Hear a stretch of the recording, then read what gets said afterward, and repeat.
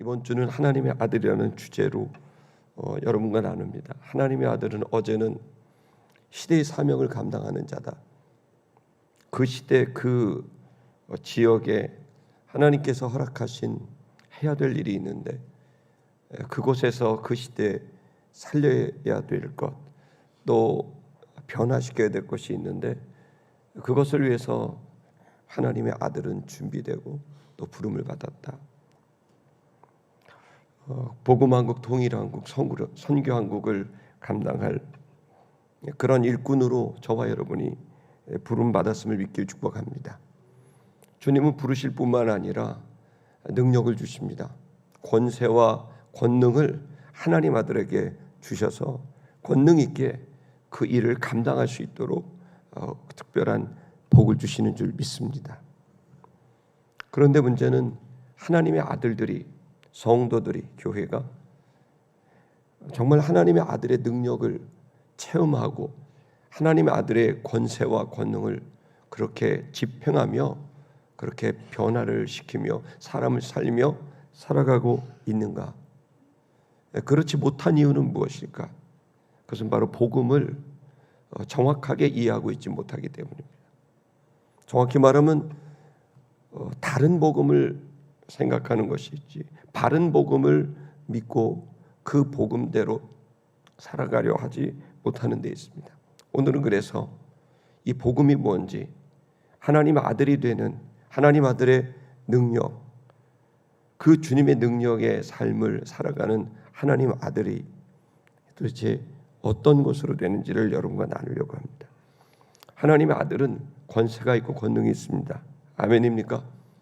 우리 골로새서 1장 29절의 말씀을 다 같이 읽어볼게요. 시작. 이를 위하여 나도 내 속에서 능력으로 역사하시는 이의 역사를 따라 힘을 다하여 수고하노라. 사도 바울이 뭐라 그랬냐면 나도 수고한다. 근데 내가 수고를 하고 애를 쓰는데 근데 이 수고하는 힘이 어디서부터 오느냐? 내 속에서 능력으로 역사하시는, 그러니까 내 속에 능력이 있다는 거예요. 내 속에서 역사하시는 이의 역사를 따라, 능력으로 역사하시는 이의 역사를 따라 힘을 다하여 내가 수고한다는 거예요. 여러분, 우리는 우리의 힘으로 살아가는 게 아닙니다. 네가 똑똑해야 되고, 네가 재력이 있어야 되고, 네가 권력이 있어야 하나님 일할 수 있다. 여러분, 맞는 얘기가 아니고 틀린 얘기입니다. 여기서 정확하게 말하는 건 여러분, 저에게도 여러분에게도 능력과 지혜가 있지만 그것 갖고 하나님 일 못하고 사람을 변화시키지 못하고 하나님의 일을 절대 못합니다. 뭘 할 수 있는가요? 여러분 안에 주님이 계시는데 그 주님은 뭐로 역사한다고요? 능력으로 역사해요. 그 주님의 능력을 빌어서 우리가 일하는 거지, 우리가 갖고 있는 것으로 일한다는 것은 인본주의고 세속주의입니다. 여러분, 우리는 분명히 하나님의 아들이 되었고 그것을 주님을 믿음으로 이 능력이 곧 나의 능력이 되는 특별한 은혜와 복이 있음을 믿기를 축복합니다. 로마서 1장 16절의 말씀을 읽겠습니다. 시작. 내가 복음을 부끄러워하지 아니하노니 이 복음은 모든 믿는 자에게 구원을 주시는 하나님의 능력이 됨이라. 먼저는 유대인에게요, 그리고 헬라인에게로다. 모든 믿는 자들에게 구원을 주시는 하나님의 능력이라는 거예요. 여러분, 복음을 믿게 되면, 예수를 믿게 되고 이 복음을 믿게 되면 능력이 나타나고 그 능력으로 살 수 있게 되는 거예요. 우리는 그냥 예수 믿으면 천국 간다, 예수님이 내 죄를 대신해서 죽었다, 이걸로 끝나는 게 아니에요.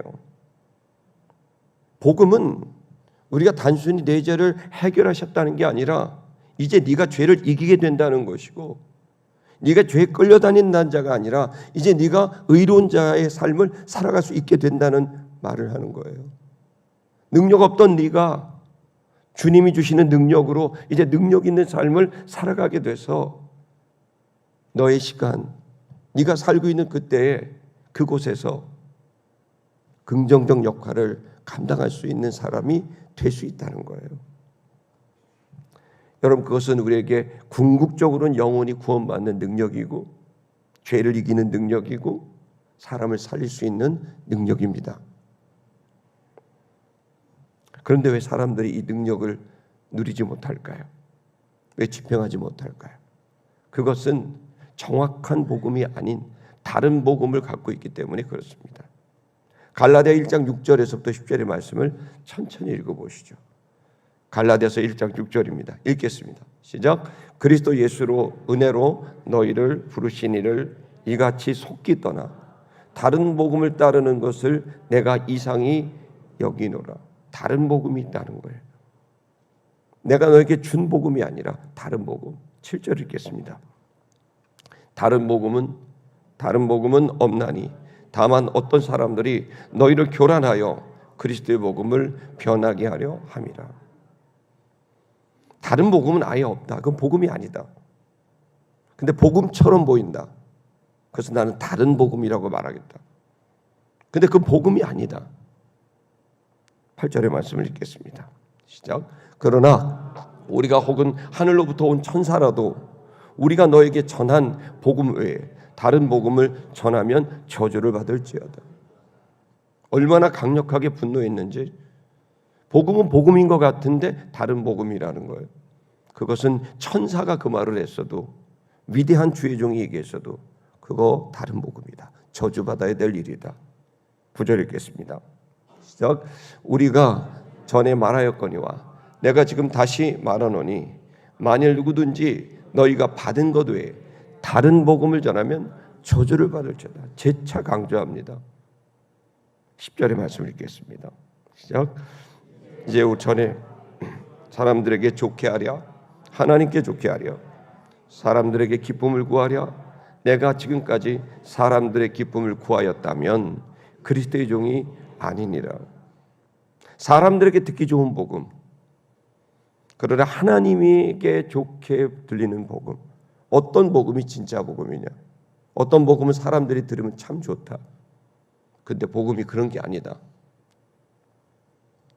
여러분, 사탄은 오늘 우리들에게 수많은 시대마다 예수님 당시에도 또 그리고 여기 사도들의 시대에도 다른 복음을 집어넣습니다.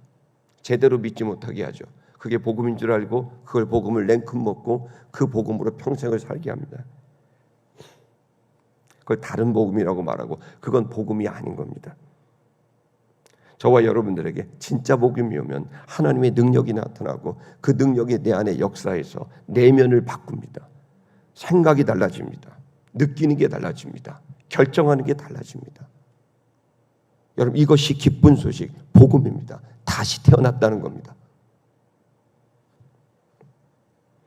저는 우리 성도들이 무능력하게 살아가는 게 아니라 무기력하게 살아가는 게 아니라 바른 복음, 성경적 복음, 진짜 복음을 믿고 하나님의 능력과 권능으로 우리의 사명을 감당할 수 있는 복된 삶이 꼭 주어지게 되길 축복합니다.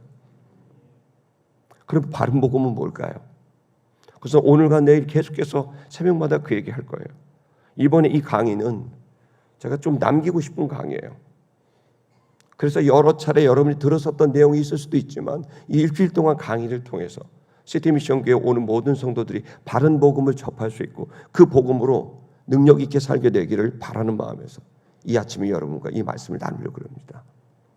갈라디아 2장 16절. 오늘 우리는 대부분 갈라디아서를 볼 거예요. 왜냐하면 갈라디아서 문제제기한 건 다른 복음이 있었고 이 부분에 대해서 바른 복음을 전하기 위해 쓴 책이 갈라디아서이기 때문이에요. 갈라디아 2장 16절의 말씀을 다 같이 읽겠습니다. 시작. 사람이 의롭게 되는 것은 율법의 행위로 말미암음이 아니요 오직 예수 그리스도를 믿음으로 말미암는 줄 알므로 우리도 그리스도 예수를 나니 이는 우리가 율법의 행위로서가 아니고 그리스도를 믿음으로써 의롭다함을 얻으려 함이라. 율법의 행위로서는 의롭다함을 얻을 육체가 없느니라. 복음은 예수 그리스도를 믿음으로 의롭게 되는 겁니다. 왜 의롭게 되는 게 중요할까요? 그것은 우리가 궁극적으로 죽음 앞에 뒀을 때 나는 또 다른 세계로 들어가는데 그 세계에 들어갔을 때 이 세상에 지은 죄들은 어떻게 할까요? 그 죄값을 다 치르고 가셔야죠. 여러분, 그럴 때 그 죄값을 치를 때 우리는 갈 수 있는 것은 천국이 아니라 당연히 지옥입니다. 그것은 그 기준 자체가 바로 하나님의 기준입니다. 더군다나 그것을 명확하게 한 것이 율법이고 경전입니다. 성경은 캐논입니다. 잣대입니다. 그 잣대를 들이대고 그 잣대에 맞으면 합격이고 잣대에 들이대서 맞지 않으면 불합격입니다.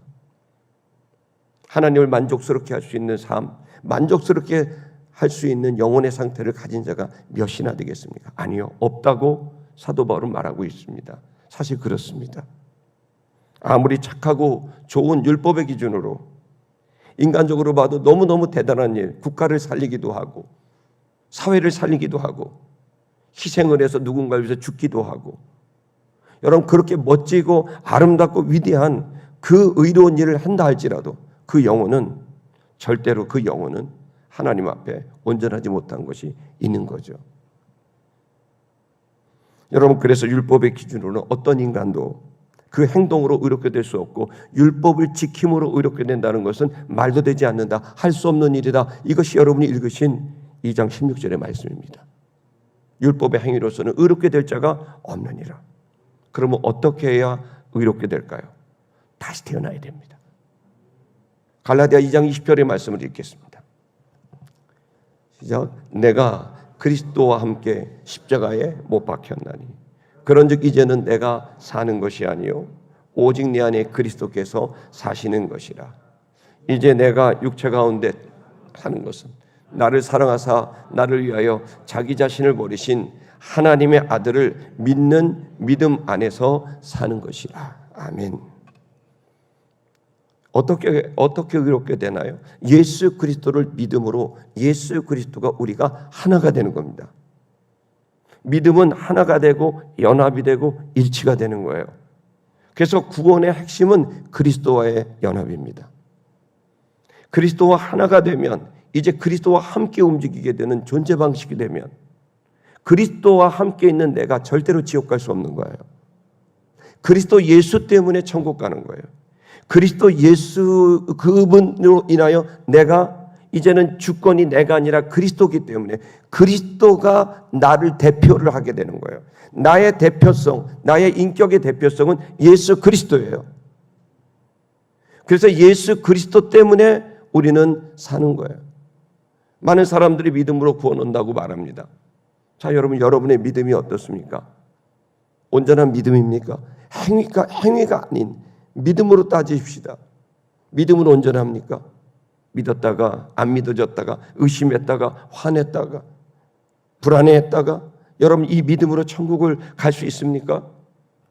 이 본문에 뭐라고 되어 있는지 보세요. 여러분이 그것이 맨 아랫부분에 보세요. 하나님의 아들을 믿는 믿음 안에 있다, 이렇게 되어 있죠.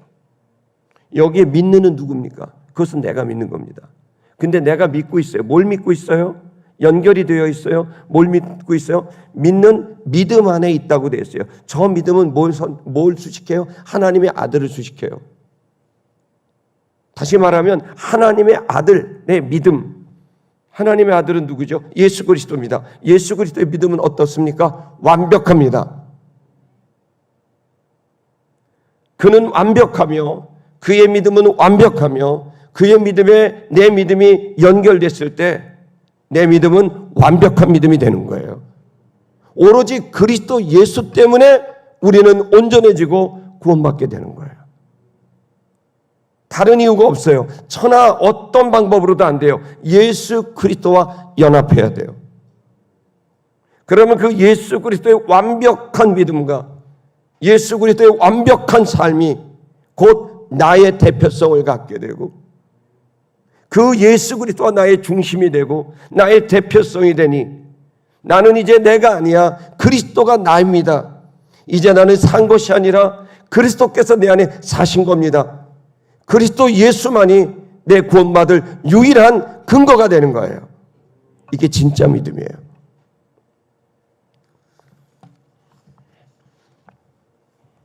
여러분, 나는 예수 그리스도와 함께 십자가에 못 박혀 죽었습니다. 내 죄를 담당하셨을 뿐만 아니라 그래서 완벽하게 내 죄값을 치르셨습니다. 그리고 죄값을 치른 것으로 끝난 게 아닙니다. 이제 그리스도와 나는 함께 십자가에 못 박혔기 때문에 그리스도와 나는 하나가 됐습니다. 그리고 이제 그리스도와 내가 하나가 됐을 때 대표성은 내가 될 수 없습니다. 그리스도 예수가 나를 대표해야 됩니다. 그리스도 예수가 대표가 된 나, 그것이 바로 새로운 존재 방식의 나, 하나님의 아들의 모습입니다. 그전까지는 내가 나의 대표성을 가졌지만 거듭난 뒤에는 그리스도 예수와 함께 십자가에 못 박혀서 그리스도와 연합한 자는 이제 대표성이 바로 그리스도 예수가 나의 대표성이 된, 나는 죽었고 그리스도 예수만 살아있는, 그리스도 예수가 내 안에 중심이 된 바로 그 인간, 그것이 바로 하나님의 아들입니다. 바로 믿음으로 이루어진 그리스도와의 연합.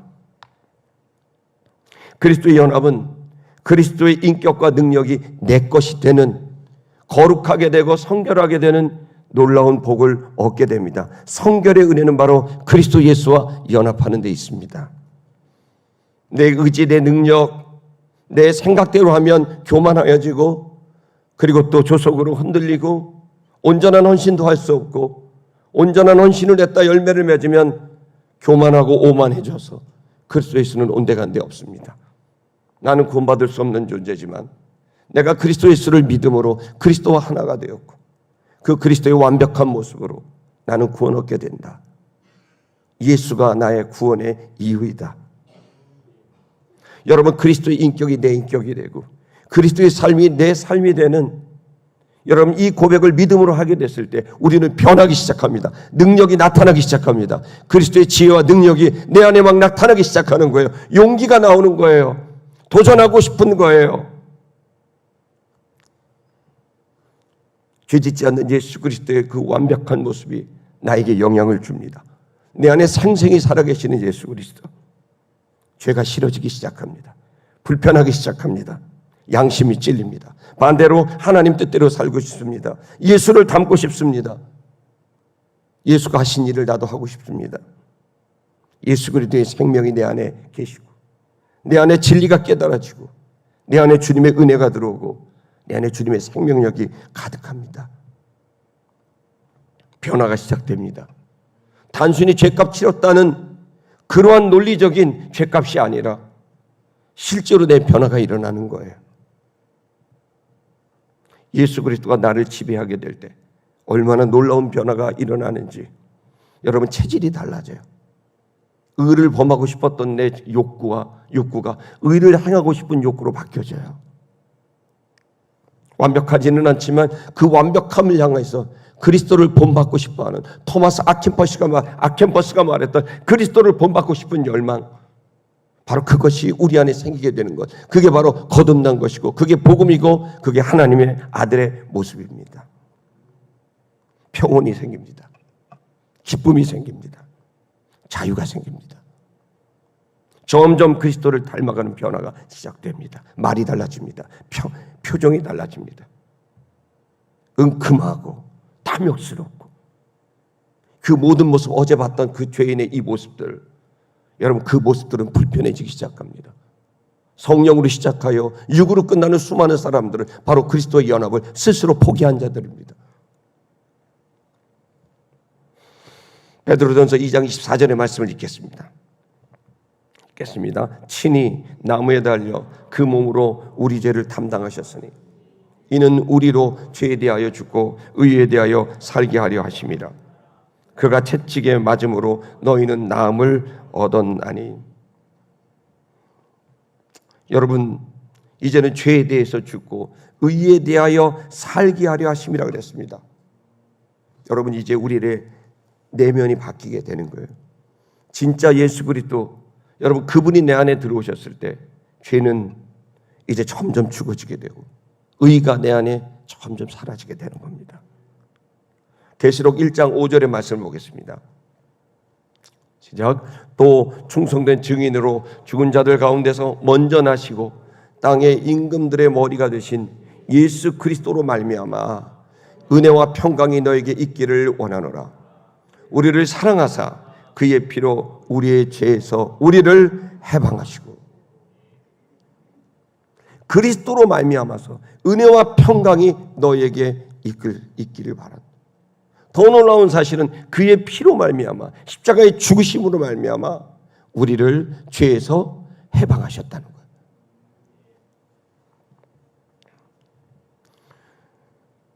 여러분, 예수 그리스도를 믿게 되면 죄가 극복이 되기 시작합니다. 아멘 하십시오.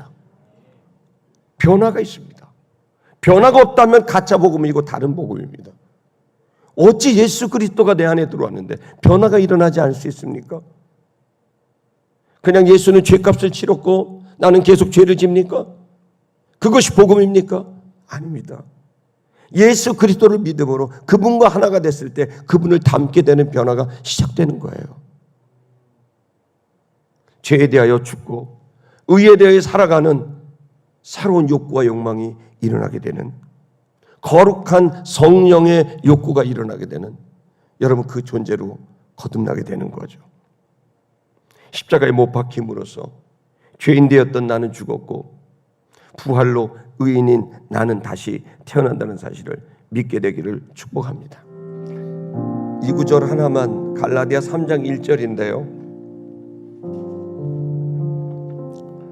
갈라디아 사람들이 예수 그리스도 믿으면 구원을 얻는다라고 생각을 했지만 그들은 그것을 믿기는 했습니다. 그런데 그들은 그냥 또다시 자기가 율법을 지키며 살았습니다. 예수 그리스도를 믿어서 그리스도로 말미암은 변화를 가져와야 되는데, 그리스도로 말미암은 구원을 받아야 되는데, 그리스도를 믿고 나서는 또 엉뚱하게 또 율법을 지킴으로 자신의 삶을 살아가는 겁니다. 그리스도 예수와 연합하지 않는 거예요. 여러분, 구원의 비밀은, 우리의 변화의 비밀은 그리스도와의 연합입니다. 그것을 대해서 사도 바울이 뭐라고 고함칩니까? 3장 1절에 어리석도다 갈라디아 사람들아, 예수 그리스도께서 십자가에 못 박히신 것이 너희 눈앞에 환히 보이거늘 누가 너희를 꾀더냐. 예수 그리스도와 하나가 되셔야 돼요. 그분과 친해지셔야 돼요. 그래야 과거의 상처로부터 벗어나요. 그래야 내 자신의 그 억눌렸던 마음들이 서도 자유를 얻을 수 있어요. 여러분의 노력으로 벗어나려고 하고 맛있는 거 먹으러 다니고 뭐 친구 만나고 성경 읽고 다, 여러분 이 모든 것들은 부가적인 거예요. 진짜 변화되는 건 그리스도와 연합해야 돼요. 그분과 하나가 돼야 돼요. 나는 십자가에 못 박아야 돼요.